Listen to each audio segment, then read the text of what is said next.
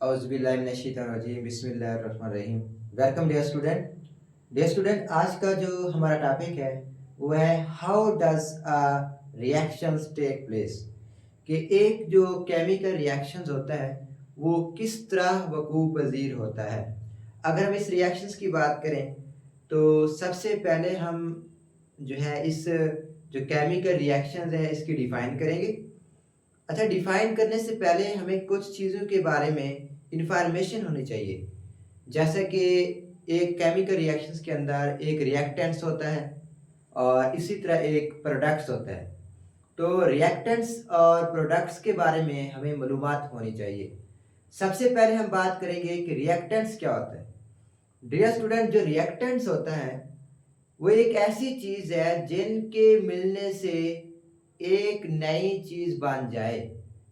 तो ऐसी चीज़ जिनके मिलने से नई चीज़ बन रही है तो वो चीज़ रिएक्टेंट्स कहलाती है, और जो चीज़ बन जाती है वो एक्चुअली क्या होता है, प्रोडक्ट्स होता है। तो किसी भी केमिकल रिएक्शंस के अंदर ये रिएक्टेंट्स और प्रोडक्ट्स का अहम किरदार अदा होता है। अच्छा, इसको अगर हम जनरल मिसाल के अंदर देखें तो आप इसको ऐसे सपोज करें कि एक दीवार है और वो दीवार बन रही है किससे, ईंटों से। तो ईंटें आपस में मिलकर दीवार बना रही हैं। तो जो दीवार है वो प्रोडक्ट्स है, लेकिन बना कौन रही है, ईंटें बना रही है। तो अब ये जो ईंटें हैं, अब ये ईंटें क्या है एक्चुअली, ये रिएक्टेंट्स है, और इसके नतीजे में जो बनी है दीवार वो क्या है, प्रोडक्ट्स है। तो इसी तरह जो एक केमिकल रिएक्शन होता है वो रिएक्टेंट्स के आपस में कोलाइड होने से, आपस में मिलने से जो है नई चीज बनाते हैं जिसे हम प्रोडक्ट्स कहते हैं। अच्छा, अब आए इस डिफाइन के अंदर कि how does a reaction take place, कि एक रिएक्शन जो है, किसी भी केमिकल रिएक्शन जो है वो किस तरह से जो है वकूअ पज़ीर होता है। कहते हैं कि आ reactions take place when reactants, कि एक रिएक्शन तब वकूअ पज़ीर होगा जिस वक्त उसके अंदर जो रिएक्टेंट्स होते हैं, मैंने अभी आपको समझाया भी है कि वो चीज़ जिसके मिलने से नई चीज़ बने। मिसाल के तौर पर हमारे पास ये एक इक्वेशंस है और इस इक्वेशंस के अंदर ये दो चीज़ें ऐसी हैं, ठीक है, एक एकस ए की टू बी की टू, ये दो चीज़ें ऐसी हैं जो आपस में रिएक्ट कर रही हैं, मिल रही हैं, और इनके मिलने से ये चीज़ बनी हुई है। तो एक्चुअली ये हमारे पास दोनों की चीज़ें, चाहे ये है चाहे ये है, तो ये भी रिएक्टेंट्स है, ठीक है, और इसी तरह ये भी हमारे पास क्या है, रिएक्टेंट्स। तो ये दोनों ऐसी चीजें हैं जिनके आपस में मिलने से ये वाली चीज बनी है। तो एक्चुअली अब ये जो चीज बनी हुई है हमारे पास, ये क्या होगी, प्रोडक्ट्स।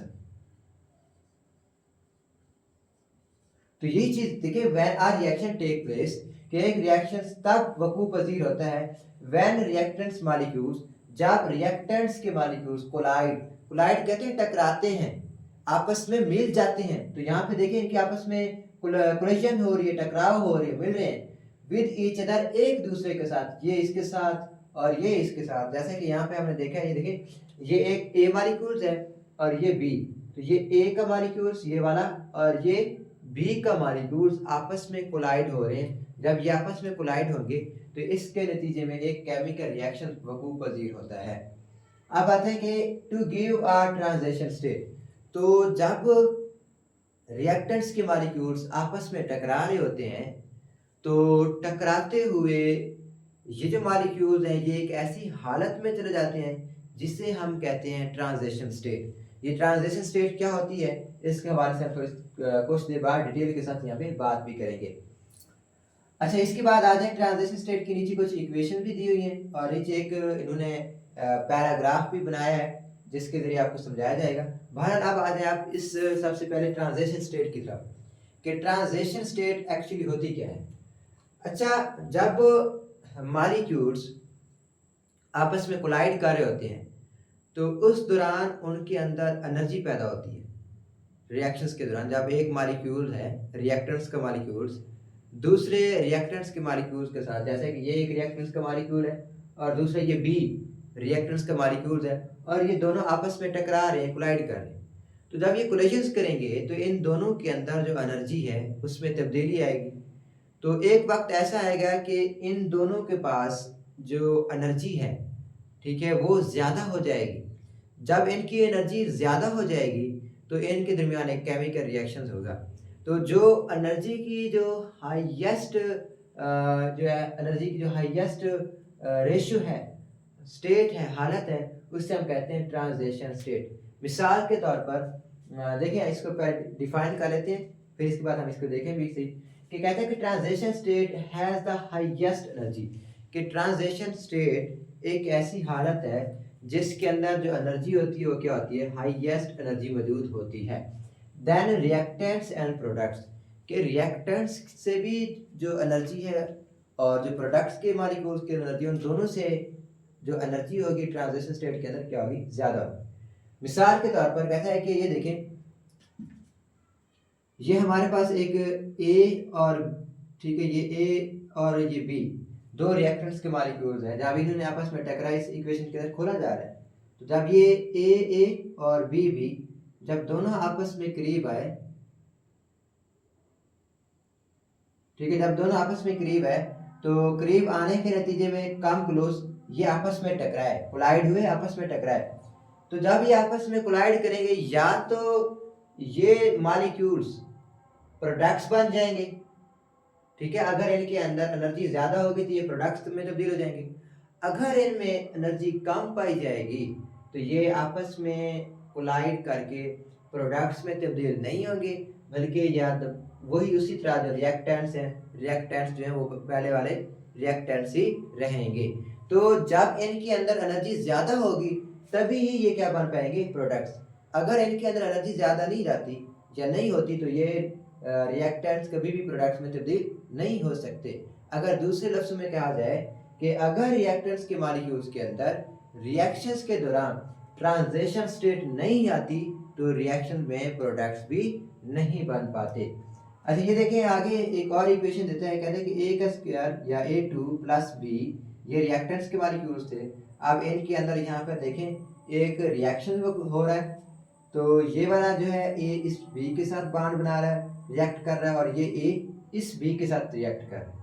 तो इस नतीजे में ये मॉलिक्यूल बन जाते हैं ए और बी, इसी तरह ए और बी। अब ये ए और बी दोनों क्या है, प्रोडक्ट्स बन गए। क्या बन गए, प्रोडक्ट्स। लेकिन जब हम इसको पैराग्राफ ड्रा करेंगे, ठीक है, तो हम देखते हैं कि ग्राफ के जरिए ये एनर्जी का लेवल है और ये यहाँ पर जो है रिएक्शंस का रेट है, ठीक है, रिएक्शंस, इस तरफ रिएक्शन हो रहा है। अब ये देखिए, ये हमारे पास रिएक्टेंट्स हैं, ठीक है। अब यहाँ पर जब एक रिएक्शन होगा तो उस वक्त रिएक्शंस के अंदर ये पूरी के अंदर ये जो बच्चे, ये वाली जो है ये एनर्जी स्टेट है, ये देखें हम यहाँ 0, ठीक है, 10, ये 20, ठीक है, ये एनर्जी की हालतें हैं। यहाँ पे हम लिख देते हैं ये वाली 5 लिख देते हैं, यहाँ पे ये वाली 3 लिख देते हैं। तो ये एनर्जी के लेवल है। अब देखें रिएक्टेंट्स का जो है मॉलिक्यूल्स, ये 10 के करीब शुरू हो रहा है, ठीक है, 10 के करीब शुरू हुआ। आप देखें ये जो स्टेट आ रही है तकरीबन लगभग ये कितनी बन रही है, 20 के लगभग बन रही है। यानी कि जब रिएक्टेंट्स के मॉलिक्यूल है उनमें आपस में टोटल एनर्जी कितनी है, 10 उनकी एनर्जी है। लेकिन जब वो आपस में टकराते हैं, ठीक है, कोलिजन होती है उनके दरमियान, कोलाइड करते हैं, तो तब उनमें एनर्जी क्या हो जाती है, ज़्यादा हो जाती है। क्या हो जाती है, ज़्यादा हो जाती है। ये वाली स्टेट है, ये वाली स्टेट।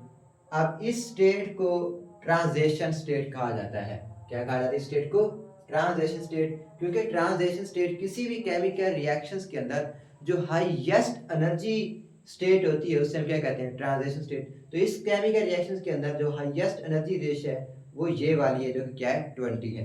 फिर इसके बाद जो है जो एनर्जी है वो क्या होती जाएगी, प्रोडक्ट्स हो जाएगी। और ये जो प्रोडक्ट्स होते हैं, प्रोडक्ट्स के अंदर एनर्जी जो है वो रिएक्टेंट से भी क्या है, कम होती है। देखिए प्रोडक्ट्स के अंदर 5 है, रिएक्टेंट्स के अंदर 10 है। तो यही बात करते हैं कि transition state has the highest energy, कि ये हाईएस्ट एनर्जी होती है मोर देन रिएक्टेंट्स, कि इसके अंदर ये जो रिएक्टेंट्स हैं ये वाले, इनसे भी ज़्यादा एनर्जी होती है, और हत्ता के जो प्रोडक्ट्स हैं और उनसे भी क्या पाई जाती है, इसमें ज़्यादा एनर्जी पाई जाती है। तो प्रोडक्ट्स की एनर्जी देखें 5 है, रिएक्टेंट्स की 10 है, लेकिन ट्रांजिशन स्टेट की कितनी है, 20 है। तो ये ट्रांजिशन स्टेट क्या होगी, ज़्यादा होगी। इसके बाद कहते हैं कि before mixing molecules of A and B are in the state of random motion and they collide with each other and walls of containers. कि इससे पहले कि ये जो मॉलिक्यूल्स हैं, ठीक है, वो किसी भी हालत में जाए तो सबसे पहले ये जो मॉलिक्यूल्स ए हैं और मॉलिक्यूल बी है, ये दोनों आपस में टकराएंगे। टकराने के बाद अच्छा जब ये टकरा रहे होंगे तो एक दूसरे के साथ रैंडमली टकराएंगे, ठीक है। रैंडमली कहते हैं आज़ादाना तौर पर, ठीक है।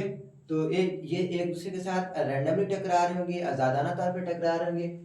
और इसके अलावा, ठीक है, इनके अंदर ये जो जिसके अंदर मौजूद है वाल्स कहते हैं या बर्तन, ये जिस भी बर्तन के अंदर मौजूद है उस बर्तन की जो दीवार है उसके साथ भी ये टकरा रहे होंगे। यानी कि ये मॉलिक्यूल आपस में भी टकरा रहे हैं और इसके अलावा जो बर्तन की जो दीवारें हैं, वाल्स हैं, उसके साथ भी ये क्या कर रहे हैं, टकरा रहे हैं कंटेनर्स की वाल्स के साथ। अच्छा, इसके बाद आते हैं काइनेटिक एनर्जी। काइनेटिक एनर्जी बच्चे एनर्जी की एक ऐसी शक्ल है जो जिसको देखें मैंने क्या किया हुआ है, ये बोर्ड मारकर नीचे पड़ा हुआ था, अब मैंने इसको उठाया है। तो जब मैं इसको उठा रहा हूँ तो मैं इसमें लगा रहा हूँ काइनेटिक एनर्जी। अब ये इसके अंदर जो स्टोर है ये है पोटेंशियल एनर्जी। अगर ये छोड़ दूंगा तो ये नीचे की तरफ जाएगा, तो ये कौन सी होती है, काइनेटिक एनर्जी। तो मॉलिक्यूल्स के अंदर जो है काइनेटिक एनर्जी पाई जाती है। तो काइनेटिक एनर्जी के लिहाज से मॉलिक्यूल्स को तीन हिस्सों में डिवाइड किया गया है। सबसे पहले है कि majority of the molecule possesses average kinetic energy. ज़्यादातर जो केमिकल्स या ज़्यादातर जो मॉलिक्यूल्स होते हैं उनके अंदर जो एनर्जी होती है वो एवरेज किस्म की पाई जाती है। अगर ये एक बर्तन है तो इस बर्तन के अंदर ए और बी, इनमें जो ज़्यादातर जो मॉलिक्यूल्स होंगे उनमें जो एनर्जी की मिकदार होगी वो कौन सी होगी, एवरेज होगी। एवरेज कहा जाता है दरमियानी, क्या, काइनेटिक एनर्जी। इसी तरह कुछ ऐसे भी होंगे they possesses less than average kinetic energy, जिनके अंदर जो एवरेज काइनेटिक एनर्जी है उससे भी कम क्या पाई जाती होगी, एनर्जी पाई जाती होगी। अच्छा, तीसरे ऐसे मॉलिक्यूल्स भी होते हैं जिनके अंदर मॉलिक्यूल्स के अंदर जो एनर्जी होती है काइनेटिक एनर्जी वो एवरेज से भी ज़्यादा होती है, मोर देन एवरेज, एवरेज से भी ज़्यादा पाई जाती है। और यही वो मॉलिक्यूल्स होते हैं जो आपस में रिएक्ट करते हैं और रिएक्ट करके प्रोडक्ट्स बना देते हैं। कौन से मॉलिक्यूल्स, जिनमें एवरेज से भी ज़्यादा एनर्जी पाई जाती है। और ऐसे मॉलिक्यूल जिनमें एवरेज से ज़्यादा एनर्जी पाई जाती है तो हम लोग ऐसे मॉलिक्यूल्स को एक्साइटेड मॉलिक्यूल्स कहते हैं। ठीक हो गया। तो ये आज के एक लेक्चर्स था, इसका छोटा सा टॉपिक और भी है जो कि अगले लेक्चर्स के अंदर अपलोड कर दिया जाएगा। अगर कोई भी सवाल है या कहीं पे समझ नहीं लगी तो आप कमेंट सेक्शन के अंदर नीचे पूछ सकते हैं। तब तक आपको बेस्ट ऑफ लक, अल्लाह हाफिज़।